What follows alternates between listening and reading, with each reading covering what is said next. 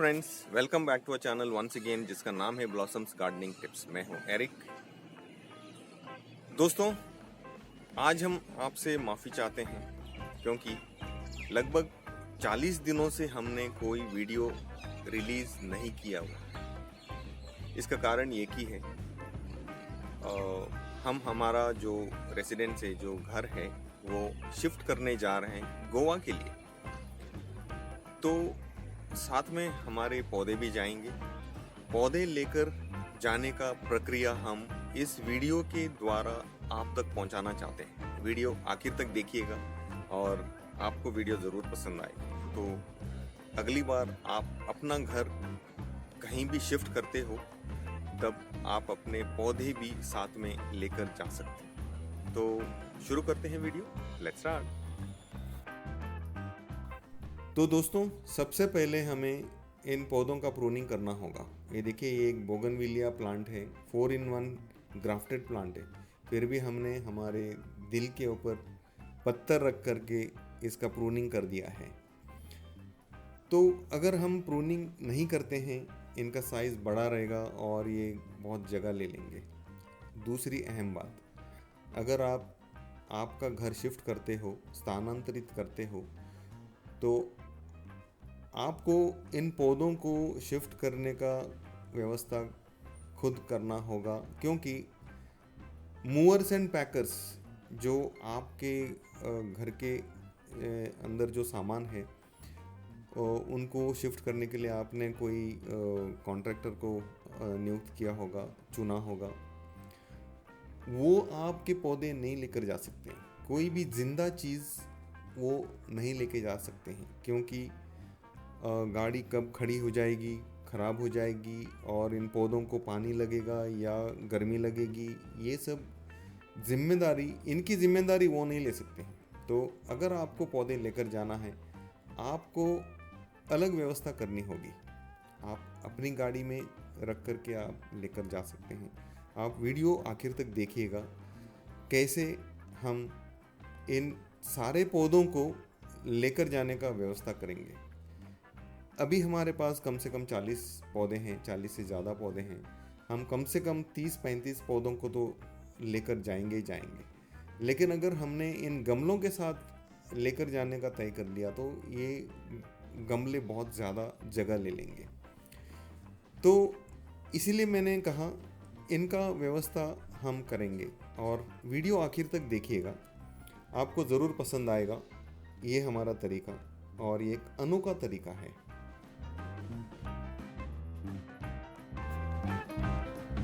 सारा प्रूनिंग हो चुका है। कुछ लगभग 30 पौधे हैं और ज़्यादा पौधे हैं। उन पौधों को मैं दिखाना नहीं चाहता हूं क्योंकि वीडियो बड़ी लंबी हो जाएगी, आप परेशान हो जाओगे। अब हम करने जा रहे हैं दूसरी प्रक्रिया। दूसरी प्रक्रिया ऐसी है, इन पौधों को हमें गमलों में से निकालना होगा। प्रूनिंग के बाद आपको 15 दिनों तक इन पौधों को हाथ नहीं लगाना है, क्योंकि प्रूनिंग के बाद पौधे शॉक में आ जाते हैं। और उसके बाद 15 दिनों के बाद इन पौधों को गमले में से निकालने से पहले आपको 2 या 3 दिन तक पानी नहीं देना है। अगर आप पानी देते हो, इन गमलों में से पौधे जल्दी निकल नहीं आएंगे। तो जैसे आपने पौधों को गमलों में से निकाल दिया, इन पौधों को आपको नर्सरी बैग्स में डालना होगा, नर्सरी बैग्स में उगाना होगा। जब आप नर्सरी बैग में पौधों को उगाते हो तब आपको गार्डन सॉइल का इस्तेमाल करना है। अगर आपके पास गार्डन सॉइल अवेलेबल है तो आप गार्डन सॉइल इस्तेमाल कीजिए, ताकि ये पौधे हिले नहीं।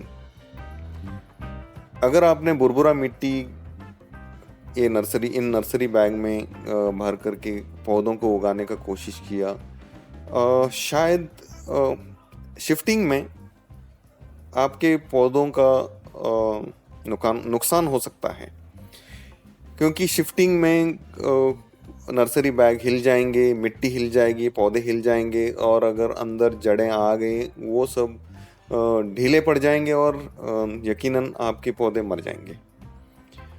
तो कोशिश कीजिएगा गार्डन सॉइल, थोड़ी चिकनी मिट्टी मिलाने का। आपने देखा होगा नर्सरीज में जो पौधे मिलते हैं नर्सरी बैग में, उनमें की मिट्टी बहुत सख्त होती है। इसका कारण यही है, जब भी नर्सरी वाले यहाँ वहाँ वो ट्रांसफ़र करते हैं, ट्रांसपोर्ट करते हैं, उस वक्त इन नर्सरी बैग में की मिट्टी बिल्कुल हिलती नहीं है और जड़ें बिल्कुल ढीले नहीं पड़ जाते हैं और कोई एक पौधा मर नहीं जाता है। तो यही कारण है नर्सरी वाले बुरबुरा मिट्टी का इस्तेमाल नहीं करते हैं पौधे उगाने के लिए। तो जैसे मैंने कहा, इनका थोड़ा सा प्रूनिंग भी करना पड़ेगा, तो आपको करना होगा। बड़े बड़े जड़ों को नहीं रखना है और थोड़ा सा काट छाट करके इनको नर्सरी बैग में आपको डालना है। नर्सरी बैग चुनते वक्त आप अपने पौधों के अनुसार नर्सरी बैग को चुनिएगा। बड़े बड़े नर्सरी बैग अगर आप चुनते हैं तो आपको बहुत ज़्यादा मिट्टी डालने की ज़रूरत पड़ेगी और ज़्यादा जगह भी लगेगा ट्रांसपोर्ट करने के लिए। तो ये हो गया दूसरा प्रोसेस। जैसा आपने इन पौधों में इन नर्सरी बैग में पौधों को उगा दिया, आपको कम से कम 1 महीना तक इन नर्सरी बैग्स को हाथ नहीं लगाना है, कहीं भी शिफ्ट नहीं करना है और कुछ भी नहीं करना है। जैसे आपको लगता है इन पौधों में पानी की ज़रूरत है, तब भी आप थोड़ा थोड़ा पानी डालते जाइएगा, ज़्यादा पानी नहीं डालना है। जैसे मिट्टी सूखते जाती है तो आपको थोड़ा थोड़ा पानी डालते जाना है, नहीं तो आपके पौधे मर सकते हैं।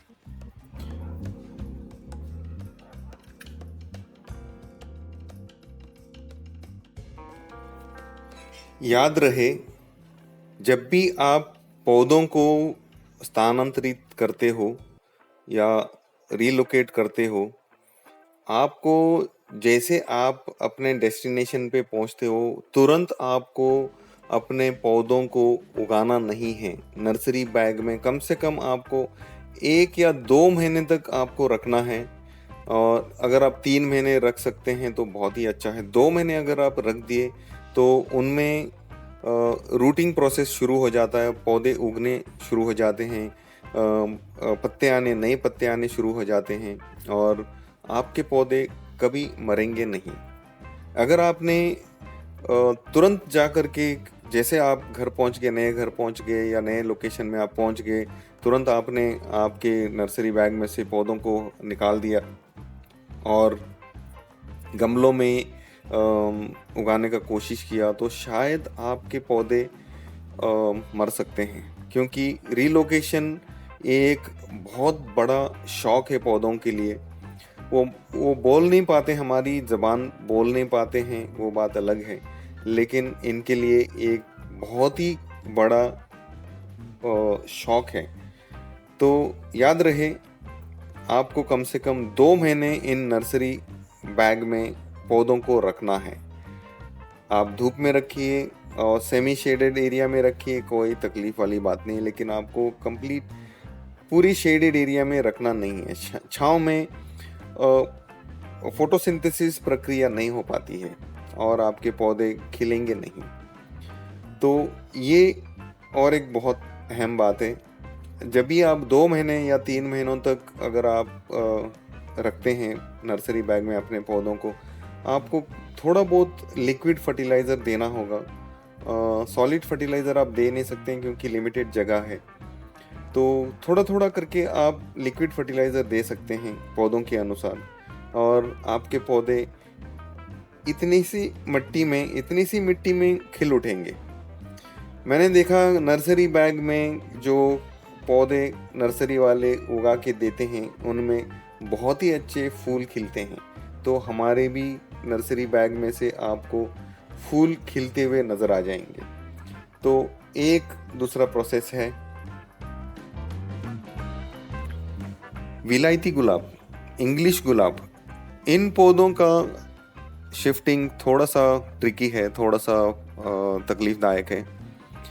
इनको शिफ्टिंग करने से पहले आपको कम से कम 1 महीने पहले 1 से 1.5 महीने पहले इनका प्रूनिंग करना होगा। जब ये शौक से बाहर निकलेंगे तभी आपको नर्सरी बैग में इनको डालना होगा, और बुरबुरा मिट्टी आप नहीं डालें तो ही बेहतर होगा। तो थोड़ा सा इन सावधानी बरतनी पड़ेगी क्योंकि ये बहुत ही नाजुक पौधे होते हैं। इन पौधों को आपको कम से कम 2 महीने तक रखना होगा। आपके स्थान पर आप पहुंचते हैं, 2 महीनों तक आप इनको धूप में रखिए, सेमी शेडेड एरिया में रखिए, क्योंकि अक्टूबर नवंबर महीने में थोड़ा सा धूप ज़्यादा होता है। दिसंबर से ठंडी का शुरुआत होता है, तब आप इनको धूप में रखिएगा, कोई नुकसान नहीं करने वाले। तो जनवरी फरवरी में इनका बहुत ज़्यादा खिलना होता है। दिसंबर जनवरी फरवरी में बहुत ज़्यादा खिलते हैं। तब तक आप इनको नर्सरी बैग में ही रहने दीजिए। उसके बाद आप इनको गमले में या ज़मीन में उगा सकते हैं। तो ये है, ये 3 आपने देखा है, ये 3 हमारे विलायती गुलाब के पौधे हैं।